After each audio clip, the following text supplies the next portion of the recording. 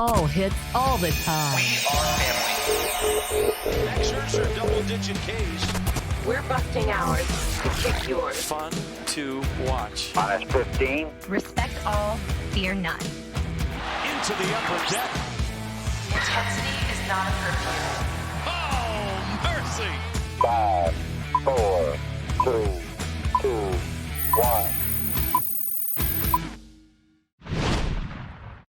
Well, the Orioles close out the weekend with a 5-4 win over the Red Sox, and we're breaking it down on MASN All Access Extras. We bring in Jeff Arnold, who was on the radio call for this game, still in the radio booth at Oriole Park at Camden Yards. Jeff, thanks so much for hopping on.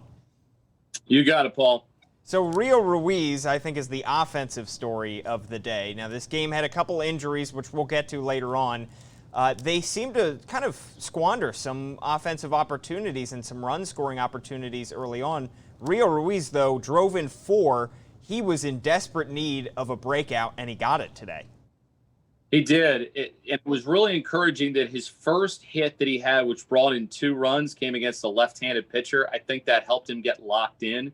And so he was the one that got the Orioles started, because Zach Godley had been dancing with just a train wreck for the first 2 innings, and eventually he made enough mistakes and got beat. But then he gets a big insurance double later on in the ball game, which brings on 2 more. It seemed like Ruiz was maybe trying a little bit too hard, but he put some good at-bats together, had some better passes at the baseball, and you're hopeful this is something that he can build on going into your series on Tuesday against Tampa Bay. And then on the pitching side, Thomas Eshelman was not the slated starter for this game, but he had to enter in the first inning after Wade LeBlanc left with an injury. Eshelman was outstanding. 4 1/3 innings, did not allow a hit. What was working so well for Thomas Eshelman today in relief? Everything was working. He spotted his pitches really well. He was extremely sharp, despite the fact that he got basically no warm-up pitches in the bullpen. Had to come in and warm up on the game mount. It's one of the most awkward things as a pitcher that you have to do, is when you're summoned from the bullpen, you're taking over for somebody who got injured, and you have to warm up in front of everybody. I think probably the awkwardness was exacerbated by the fact it was the first inning of the game. But Eshelman, he had everything going. He mixed his pitches. He changed his speeds. He had great location the entire game. You know how he has to be really precise, because he doesn't have anything that'll overpower you.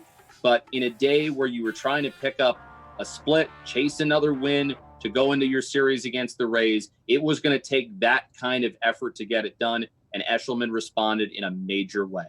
Wade LeBlanc on the other side did leave this game as the starter after just 2 outs in the first inning.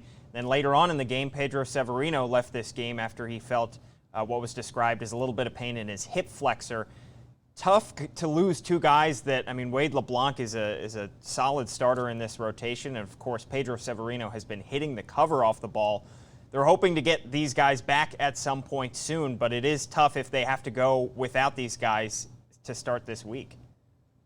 It certainly is a little bit concerning. I mean, you feel for Wade LeBlanc anytime you see a pitcher call for some help in the first inning in a spot like that. You could just tell, like, right away it was not good. So you're hopeful that everything will turn out okay when they take a closer look at him and when they go to check him out a little bit further. Same thing is true with Pedro Severino, the hero from the game on Saturday night, who has been, like you said, hitting the cover off the baseball, driving everything that has been there. His defense has improved. He's become a better game caller this year for the Orioles. And you're certainly hopeful that he won't miss any time. You could tell he was trying to stay in the game. He ran up the first base line, but the closer that they looked at him, they're like, you know what, let's not take any chances. They brought Brian Holiday in. That's the benefit of having a third catcher on your team.